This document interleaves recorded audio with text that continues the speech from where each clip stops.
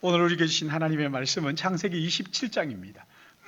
창세기 27장 1절에서 14절까지의 말씀 우리 같이 한 절씩 교독하겠습니다. 창세기 27장 1절에서 14절의 말씀입니다. 1절 말씀 제가 봉독합니다. 이삭이 나이가 많아 눈이 어두워 잘 보지 못하더니 맏아들 에서를 불러 이르되 내 아들아 하매 그가 이르되 내가 여기 있나이다 하니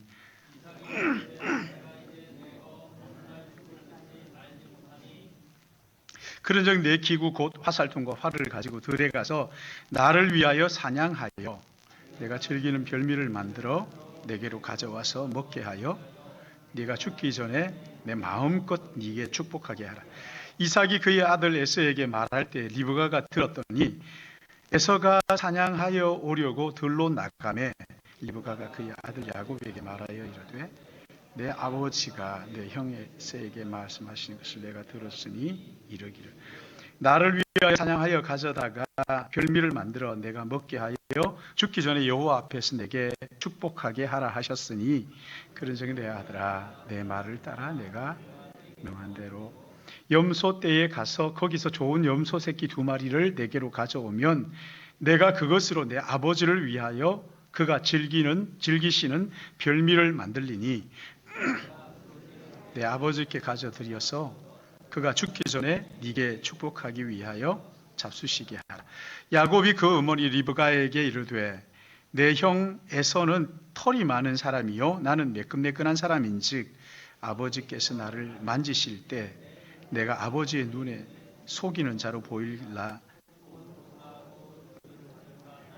어머니가 그에게 이르되 내 아들아 너희의 저주는 내게로 돌리리니 내 말만 따르고 가서 가져오라.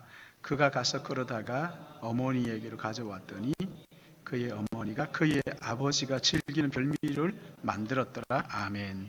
우리 같이 기도하겠습니다. 사랑하시는 아버지 하나님, 이 시간 주님 앞에 나와서 귀한 말씀 듣기를 원하는 마음 가지고 주님 앞에 섰사오니 주여 우리에게 필요한 말씀 성령께서 깨닫게 해 주심으로 말미암아 말씀이 들리게 하여 주시고 이 말씀이 마음판에 새겨지게 하여 주시고 그리함으로 우리의 삶 속에 하나님의 말씀이 살아 움직이도록 열매 맺도록 은혜를 베풀어 주시옵소서. 부족한 종 말씀을 들고 섰습니다. 주님, 이 한 시간도 성령께서 종을 도구로 사용하여 주시어서 아버지의 마음, 주님의 말씀을 올바르게 대응할 수 있도록 주님 인도하여 주시사 이 한 시간 온전히 말씀 충만한 시간 되도록 인도하여 주시옵소서. 한 시간을 성령께 의탁하옵고 또 현장에서 가정에서 예배하는 모든 자들의 마음 주의 말씀 가지고 만져주시기를 간절히 소원하오며 거룩하신 구주 예수님의 이름으로 기도드리옵나이다. 아멘. 이름을 대면 알만한 어느 집사님이 36살 때 이 사람이 이미 성공을 한 사업가였어요. 근데 날마다 수리 없이는 살지를 못하는 거예요. 그리고 성공했으니까 어느 정도 재산이 있어서 날마다 도박에 빠져 사는 거예요. 어느 날 그날도 술에 잔뜩 취해서 늦은 시간에 집으로 돌아왔는데 아내가 남편을 기다리다가 성경을 보고 앉아있다가 그만 잠이 들었어요. 마침 성경 옆에 보니까 일기장이 하나 있어서 일기장을 펼쳐보는데 이렇게 기록이 된 거예요. 나는 오늘도 버스를 타고 수유리 너머로 갔다. 시골 길을 하염없이 걸으면서 오늘도 어김없이 죽음을 생각했다. 약을 먹고 죽을까? 아니면 손목을 그어서 죽을까? 그러나 그것은 내가 취할 길이 아님을 다시 한번 확인하고 돌아왔다. 주님께서는 주님의 뜻을 위하여 내게 주신 남편이므로 나는 사랑해야만 한다. 나는 사랑할 수 없지만 주님께서 사랑하라고 명령하심으로 나는 사랑해야만 한다. 주님 나를 도와주소서. 겉으로는 멀쩡한 가정이죠. 성공한 가정이죠. 그러나 속에서는 이렇게 골마 터지기 직전이에요. 그 속에 안에는 깊은 상처를 안고 그렇게 살아가고 죽어가고 있는 거죠. 여러분 이런 가정이 이 가정뿐일까요? 여러분의 가정은 어떻습니까? 많은 가정이 이런 문제를 안고 있어요. 근데 문제는 믿음의 가정도 예외가 아니라는 거예요. 왜 믿음의 가정임에도 불구하고 세상 사람들과 구별되지 않는 이런 모습들이 있을까요? 믿음의 가정이라면 뭔가 다른 점이 있어야 되는 거 아닌가요? 여러분, 이게 오늘 우리의 숙제입니다. 오늘 본문에는 믿음의 후손인 이삭의 가정에 아픈 역사가 기록되어 있습니다. 이삭이 나이가 많아서 눈이 어두워져서 잘 보이지 않게 되자 자기의 죽음을 예견하고 큰아들 에서를 불러서 장자의 축복을 빌어주겠다고 말합니다. 여러분, 그 당시 장자의 축복이라는 것은 아버지의 재산을 물려주는 것뿐만 아니라 한 가정의 가장으로서 영적 제사장의 권리를 이양하겠다는 거죠. 큰아들 에서에게 뭐라고 얘기합니까? 너는 지금 나를 위하여 사냥을 해서 내가 즐기는 별미를 만들어 내게 가져오느라. 내가 그것을 먹고 힘을 얻어서 죽기 전에 마음껏 너에게 축복하기를 원한다. 그런데 이 모든 이야기를 부엌에 있던 엄마 리브가가 듣게 됩니다. 얼른 자기가 좋아하는 야곱을 불러요. 그리고 너는 빨리 가서 염소 새끼 2마리를 잡아와라. 그리고 그 털로 몸을 감싸고 내가 만들어준 요리를 가지고 와서 아버지께 드리고 드시게 한 후에 장자의 축복을 네가 받아라. 야곱은 잠시 주저했겠지요. 그리고는 엄마 리브가가 시키는 대로 합니다.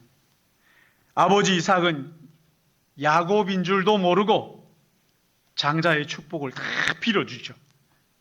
그 후에 장자 에서가 사냥을 해서 요리를 해가지고 아버지께 가지고 왔는데 이삭에게 이야기를 듣습니다.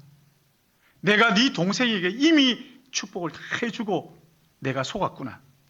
그러자 38절에 뭐라고 얘기합니까? 내 아버지여 내게 축복하소서, 내게도 그리하소서 하고 소리 높여 우니 방성대곡을 한 거예요.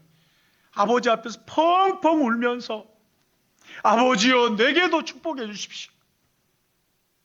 그리고 41절에 이렇게 말합니다. 그의 아버지가 야곱에게 축복한 그 축복으로 말미암아 에서가 야곱을 미워하여 심중에 이러기를 아버지가 곡할 때가 가까웠은즉 내가 내 아우 야곱을 죽이리라.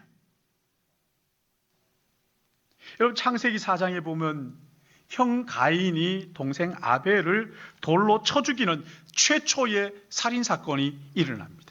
이제 다시 이삭의 가정에 그 살인사건의 위기가 찾아온 거예요.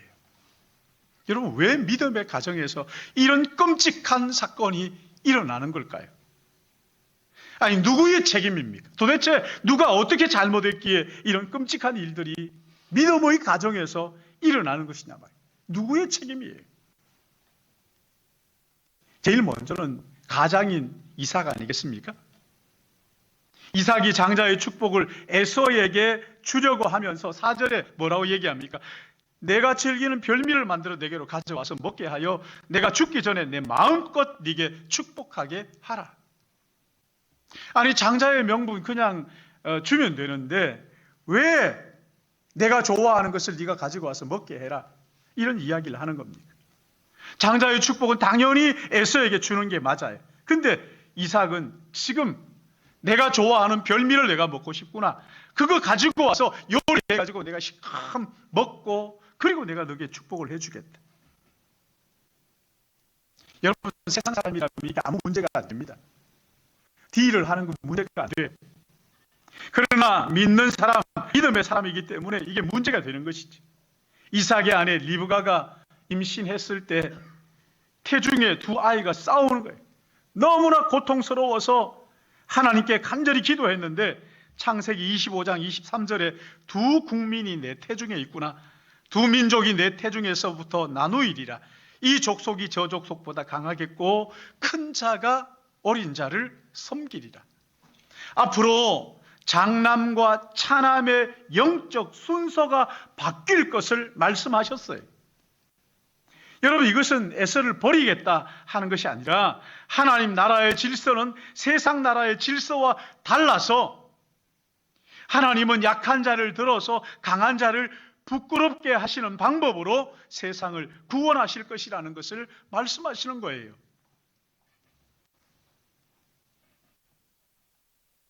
이런 말씀을 이삭이 들었음에도 불구하고 이삭은 큰아들에게 내가 좋아하는 별미를 만들어주면 내가 이 장자의 축복을 너에게 해주겠다.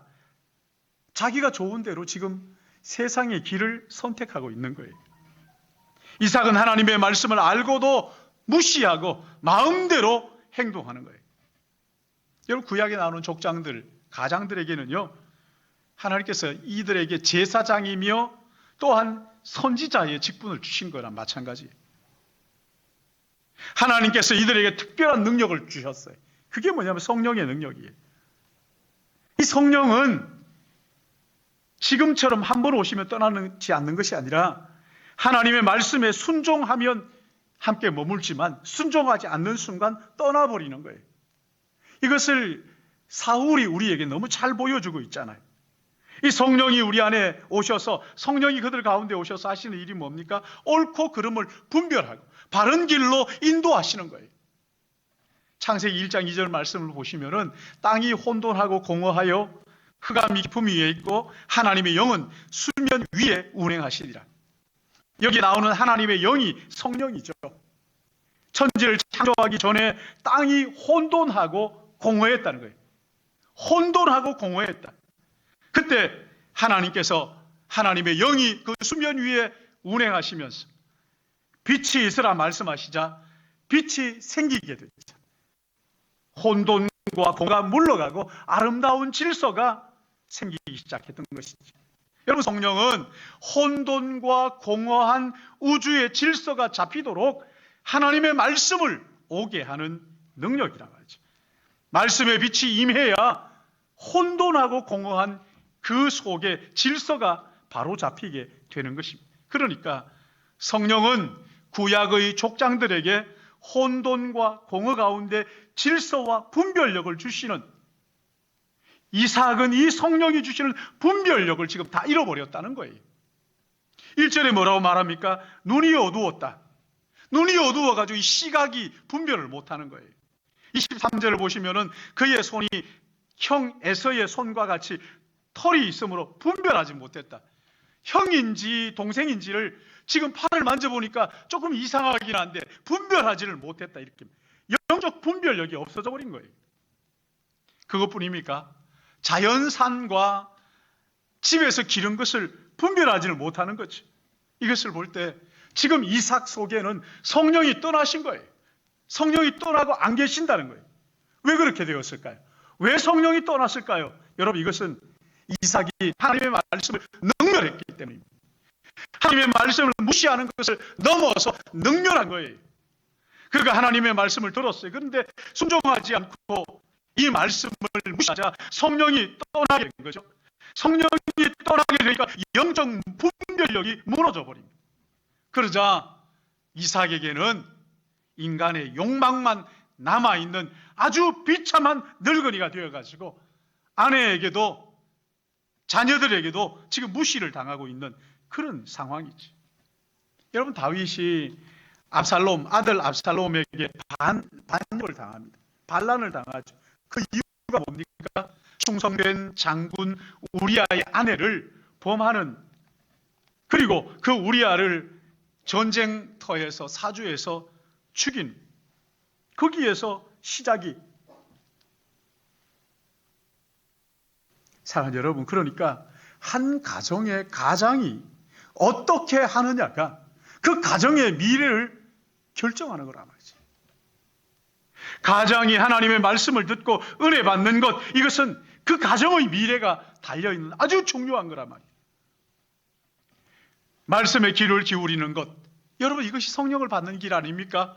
성령이 임하시면 가장에게 분별력을 주시고, 이 분별력이 있을 때 이 분별력이 가정의 울타리가 되어서 자녀들을 세속으로부터 보호해 주는 것이지. 그러기에 우리 가장이 하나님의 말씀에서 멀어질 때 우리는 두려워해야 됩니다. 하나님의 은혜를 구하고 기도해야 되는 거예요. 가장들이 말씀 위에 바로 서도록 기도해야 합니다. 성령이 주시는 분별력을 가지고 자녀들과 이 시대를 섬길 수 있도록 기도해야 하는 거예요. 그럴 때 이삭의 가정에 있었던 이런 어려움들을 이길 수 있는 것이지. 근데 여러분 보십시오. 가장만 그럼 바로 서면 되느냐? 그렇지 않죠, 그렇죠? 이삭만의 문제인가? 아닙니다. 어머니 리브가 한번 생각해 보세요. 이 모든 사건을 만든 장본인이에요. 리브가가 부엌에서 남편의 말을 듣고 이 계략들을 꾸미기 시작한 거죠. 할 말이 없는 것은 아니죠, 그렇죠? 남편이 하나님의 약속을 지키지 않고 자기 마음대로 하려고 하는 거죠. 그러니까 내가 계략을 써서라도 하나님의 뜻을 이루어야 되겠다. 얼마든지 할 말이 있어요. 임신했을 때 배가 그 고통 가운데서 하나님께 기도했을 때 하나님이 약속한 말씀이 있잖아요. 장남이 둘째를 섬길 것이다. 하나님의 나라의 구원의 질서를 말씀해 주시기 때문에 그대로 이루어져야 된다는 마음이 왜 없었겠습니까? 그래서 남편이 저렇게 하지만 나는 계략을 써서라도 하나님의 뜻이 이루어지도록 해야 되겠다. 이렇게 할 수 있었을 거예요. 근데 문제가 뭡니까? 이 리브가가 하나님의 뜻을 이루기 위해서 지금 속임수를 쓰고 있는 거죠. 방법이 잘못된 거예요. 우리가 읽는 성경 가운데도 보면은 그 왜 법궤를 메고 가는데 법궤를 그 소 달구지에다가 싣고 가다가 이게 넘어지려고 하니까 우사가 그거 만지다가 즉사하는 일이 있잖아요. 방법이 잘못된 거예요. 근데 여러분 방법이 잘못된 그게 문제입니까? 아니죠, 그렇죠? 방법보다 먼저 하나님 앞에서 이 말씀을 자기가 바르게 생각하지 않는 거예요.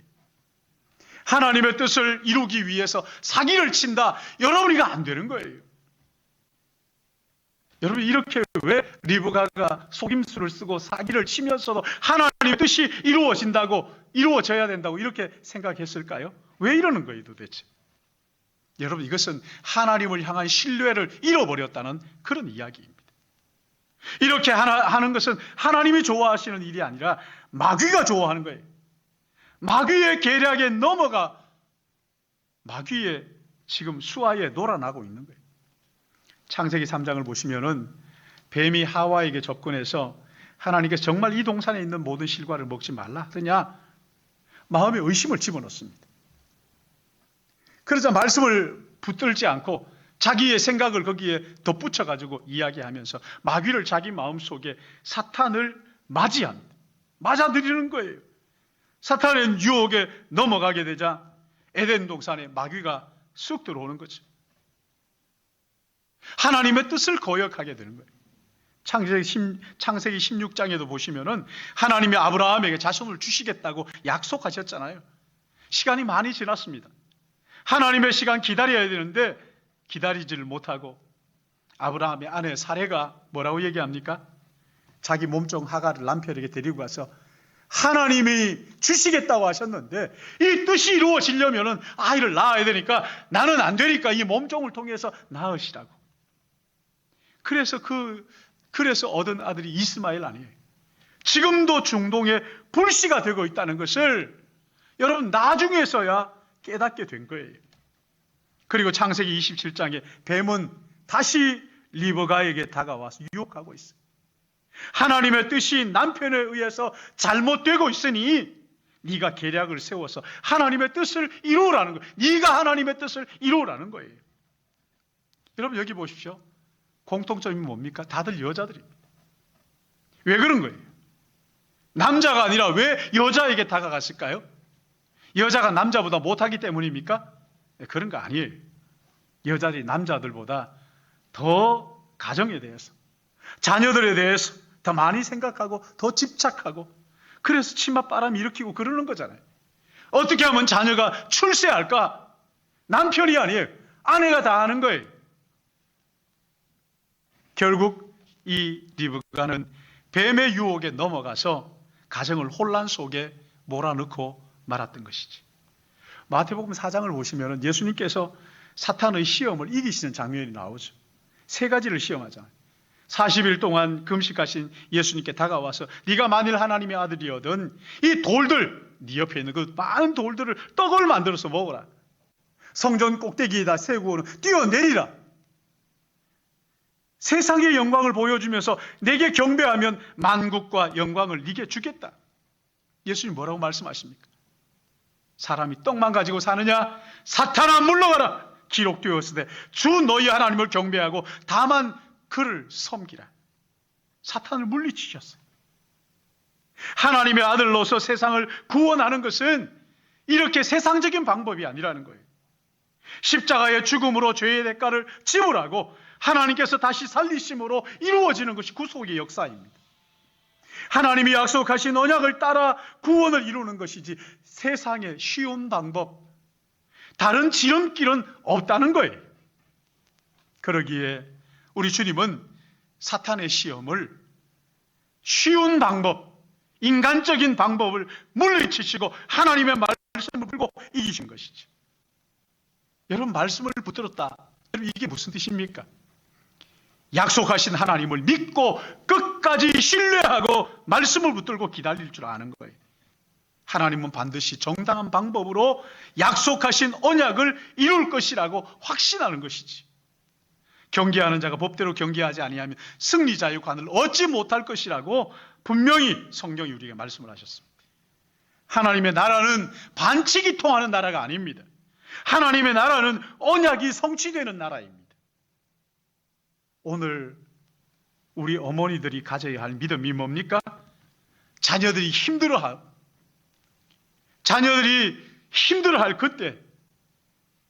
그때에도 하나님의 뜻이 이루어지지 않으면 어떡할까? 내가 어떤 방법을 써서 조바심을 가지고 그렇게 할 것이 아니라, 의심할 것이 아니라 끝까지 하나님의 말씀을 붙들고 믿음으로 기다리는 거예요.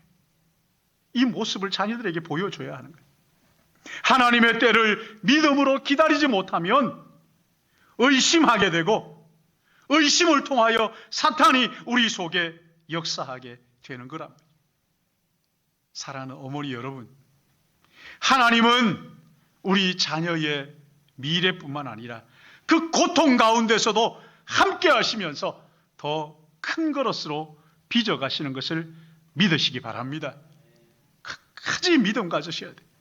하나님 우리의 자녀들보다, 우리보다, 어머니보다 하나님은 우리 자녀를 더 잘하시고, 어머니보다 하나님은 우리 자녀를 더 사랑하셔서 어려움 가운데서도, 힘들어하는 그 속에서도 결국 하나님은 명품으로 빚으시는 것을 의심하지 말고 끝까지 믿으셔야 된단 말입니다. 인간적인 방법을 쓰라는 게 아니에요.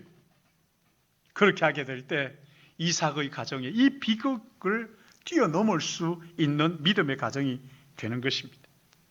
근데 오늘 여기 본문의 가정을 가만히 묵상을 하면 여러분, 어떻게 믿음의 조상의 후손 가정은 이런 가정을 들어서 쓰실까? 어떻게 하나님은 이런 가정을 통해서 아브라함의 하나님, 이삭의 하나님이라고 말씀하실까? 하필이면 이런 가정, 콩가루 집안 같은 이런 가정을 하나님 선택하셨을까? 여러분 어떻게 생각하세요? 이보다 더 나은 가정이 없었을까요? 그런데 성경을 자세히 보시면 하나님께서 이삭의 가정을 선택하신 것은 그들이 하나님 앞에 잘났기 때문이 아니에요. 잘하는 것이 있기 때문이 아니에요. 하나님의 은혜, 값없이 자격 없는 자에게 거저 주시는 하나님의 은혜였음을 지금 보여주고 있습니다. 여러분, 이것은 아브라함과 이삭의 문제만 아니잖아요. 로마서를 보시면 모든 사람이 죄인이라고 정죄를 하고 있습니다. 선한 것이라고는 눈을 씻고 찾아봐도 찾을 수 없는 무익한 인생들이라고 성경 말씀합니다. 여러분, 그런 그가 어떻게 믿음의 조상이 될 수 있었다고요? 하나님의 은혜. 값없이 거저 주시는, 자격 없는 자에게 주시는 하나님의 은혜로 말미암아 믿음의 조상이 된다. 여러분, 이 사람들 어느 모로 보나 부족하고 연약한 것 맞아요. 그러나 하나님께서 그들을 불쌍히 여기시고 하나님께서 은혜를 베풀어 주셨어요. 은혜가 아니면은 설명할 수가 없는 일들이잖아요. 오늘 여러분들 가정을 한번 보세요. 여러분, 우리 가정 한번 보시라고. 에베소서 2장 8절 9절은 너희는 그 은혜를 인하여 믿음으로 말미암아 구원을 받았으니 이것이 너희에게서 난 것이 아니요 하나님의 선물이다. 하나님의 은혜라는 거예요. 행위에서 난 것이 아니니 이는 누구든지 자랑하지 못하게 하려 합니다. 하나님의 은혜를 받을 만한 자격이 우리에게 없어요. 그러나 하나님 우리를 사랑하시고 값없이 거저 주신다는 거예요. 사랑하는 여러분, 우리의 가정은 하나님의 은혜로 세워진다. 그러니까 뭐 하나님 은혜 주시는데 뭐 하나님 은혜 안 주시면 못하는 거잖아. 은혜 주셔야 되니까 뭐. 그리고 그냥 가만히 있으면 됩니까? 아니지요. 오늘 여기 33절에 이렇게 말씀합니다. 이삭이 심히 크게 떨며 이르되 그러면 사냥하는 고기를 내게 가져온 자가 누구냐? 네가 오기 전에 내가 다 먹고 그를 위하여 축복하였은즉 그가 반드시 복을 받을 것이니라. 에서가 와서 울면서 아버지 내게 축복해 주세요. 그러자 이삭이 하는 얘기가 뭡니까? 심히 크게 떨며 이르되 내게 고기를 가지고 왔던 그가 누구냐? 그를 위하여 축복했으니 그가 반드시 복을 받아야 할 것이다. 여러분, 여기 보시면 이삭이 두려움에 사로잡혀 심히 크게 떨었다 이렇게 말합니다. 이삭이 야곱에게 속은 후에 깨닫게 된 게 있어요. 깨닫게 되고 심히 크게 덜덜 떨었던 게 있다. 그게 뭡니까? 하나님의 약속이에요. 이삭이 야곱에게 속고 난 다음에 정신이 번쩍 든 거예요. 하나님의 약속이 갑자기 마음속에 깨달아지면서 하나님 앞에 회개했다는 거예요. 두려워 떨었다는 거예요. 하나님의 약속을 기억하고 회개의 기도를 드린 거지. 하나님의 약속을 내가 순종하지 못했습니다. 그리고 벌벌 떨면서 하나님 앞에 회개한 것이 33절 말씀이에요. 그리고 에서가 와서 울며 호소해도 끝까지 뭐라고 얘기합니까? 내가 그를 위하여 축복하였은즉 그가 반드시 복을 받을 것이니라. 첫째가 둘째를 섬기게 될 것이라고 그렇게 기도해요. 돌이키질 않는 거예요. 여러분, 두려워 떠는 이삭의 기도를 하나님께서 들으신 것이지. 그리고 훗날 히브리스 기자는 이렇게 기록합니다. 히브리스 11장 20절에 믿음으로 이삭은 장차 있을 일에 대하여 야곱과 에서에게 축복하였습니다. 믿음으로 이삭 장차 있을 일에 대하여 야곱과 에서에게 축복했다.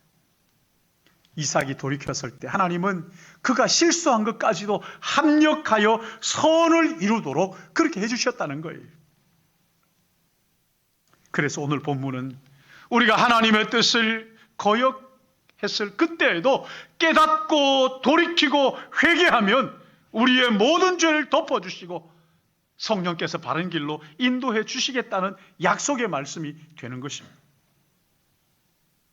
그러기에 부모된 우리 모두가 이 하나님의 말씀, 이 말씀 붙들고 이 세상 가운데서 하나님을 섬기는 예배자로 살아야 하는 것이지. 우리 자녀들은 부모의 말을 듣고 배우기보다 부모의 등을 보고 배운다 그러잖아요. 부모가 말은 어떻게 하느냐가 중요한 게 아니라 삶을 어떻게 사느냐, 이게 중요하다는 거예요. 우리가 자녀들 앞에서 하나님을 예배하는 진정한 모습 말이지. 그냥 이리저리 그냥 이리 빼고 저리 빼고 하는 것이 아니라 정말 하나님 앞에 올인하면서 온 마음을 다하여 예배하는 이 모습을 자녀들이 볼 때 바른 길을, 자녀들이 혼란과 허무함을 벗어나서 바른 길을 걷게 된다는 것이지.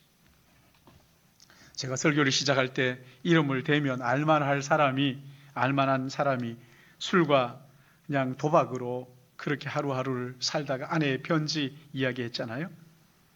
아내의 편지를 읽고 난 다음에 이 사람이 자기 서재로 갑니다. 그리고 거기에서 소리 죽여 울기 시작하는 거예요.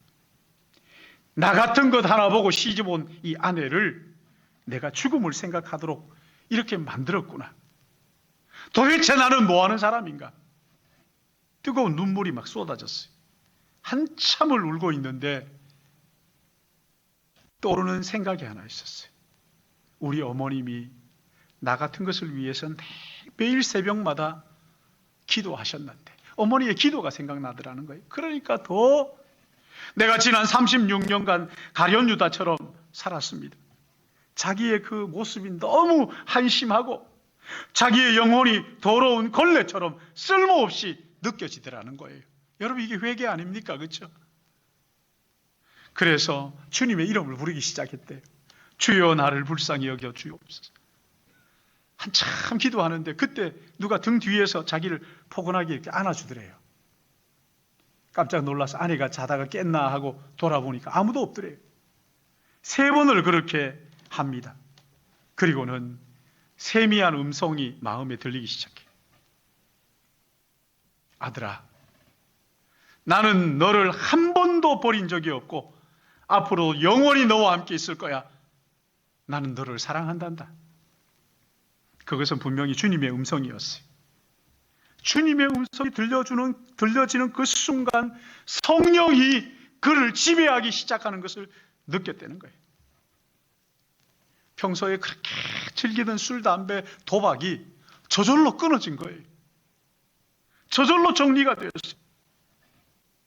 그리고 이 사람이 사업을 정리하고 신학교에 가서 목회자가 되었어요.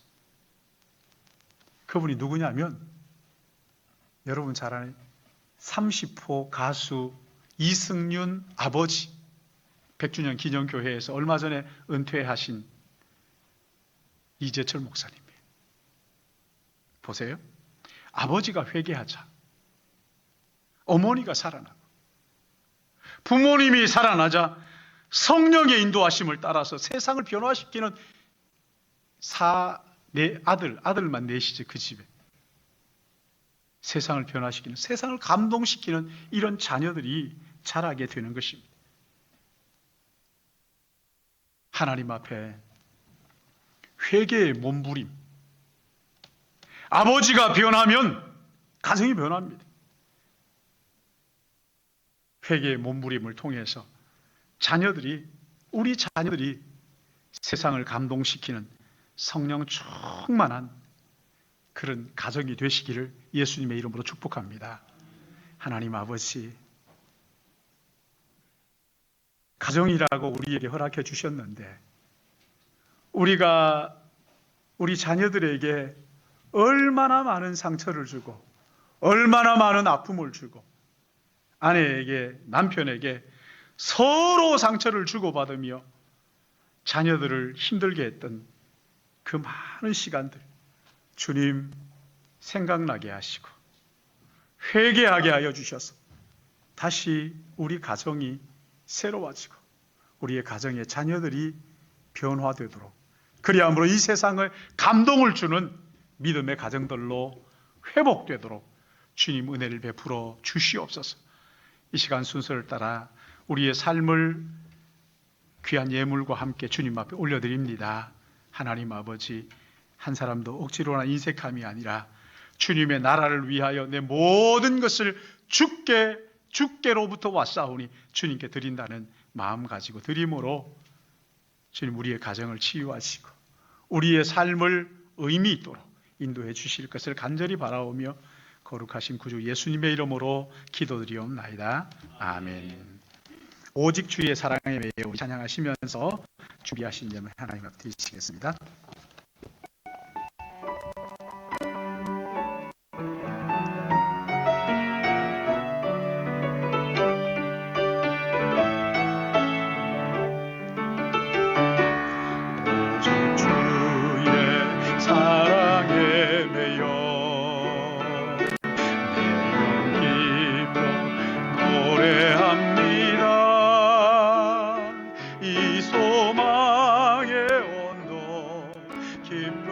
땅에서 주의 사람들입니다.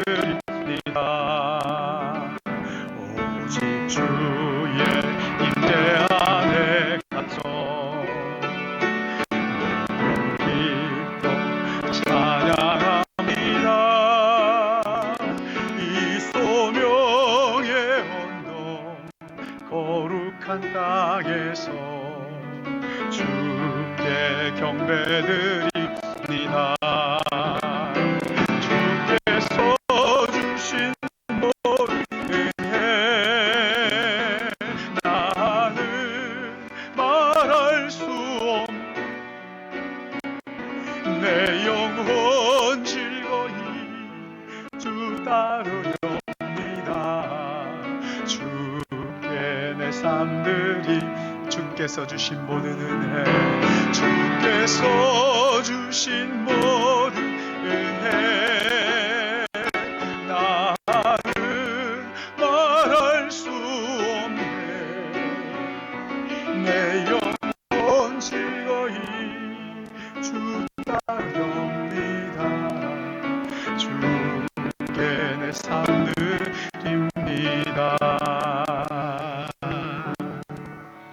자비로우신 아버지 하나님, 우리의 삶에 일용할 모든 필요를 주님이 먼저 아시고 앞서가시면서 채워주시며 어려움 당하지 않도록 인도하여 주시고 또 어려움 속에서도 우리를 연단하셔서 더 굳건한 믿음의 사람으로 세우시는 거룩하신 주님을 찬양하며 감사를 올려드립니다. 이 시간 우리 하나님 앞에 나오며 빈손으로 오지 아니하고 귀한 예물을 구별하여 우리의 인생 전부와 함께 주께 올려드립니다. 하나님 아버지, 드린 손길 한 사람 한 사람 축복하여 주시옵시고 나가도 복을 받고 들어와도 복을 받아 이웃을 유익하게 하고 복되게 하고 복음으로 말미암아 이웃을 구원하는 믿음의 가족들 되게 은총을 더하여 주시옵소서. 하나님 아버지, 간절히 기도하기는 우리 병상에 있는 믿음의 지체들, 특별히 하나님 아버지 이제 얼마 남지 않은 인생을 두고 주께 기도하는 우리 지체들을 긍휼히 여기시고 하나님 아버지 병상에 함께하여 주님 그를 안아주시고 또 그에게 하나님의 나라의 소망으로 말미암아 이 땅의 고난을 넉넉히 감당하고 이기고 끝까지 믿음으로 승리하도록 은총을 더하여 주시옵시고 주님 군문에 가 있는 우리 자녀들과 유학 중에 있는 자녀들 또 출타 중인 모든 믿음의 가족들을 주께서 붙잡아 주시옵시되 유학 중에 있는 자녀들 하나님 어려움 속에서도 하나님께서 그를 붙들고 그 마음 속에 굳건한 반석이 되어주시고 흔들리지 않는 반석이 되어주심으로 말미암아 아버지 고난 속에서도 넉넉히 감당하고 이길 수 있도록 성령의 힘을 더하여 주시옵소서. 예물이 쓰이는 곳곳마다 주의 영광이 드러나게 인도하여 주시고 부족하지 않도록 채워주시며 아버지 하나님, 하나님의 나라가 아름답게 펼쳐지도록 귀하게 사용하여 주실 것을 간절히 바라옵고 예수님의 이름으로 축복하며 기도드리옵나이다. 아멘.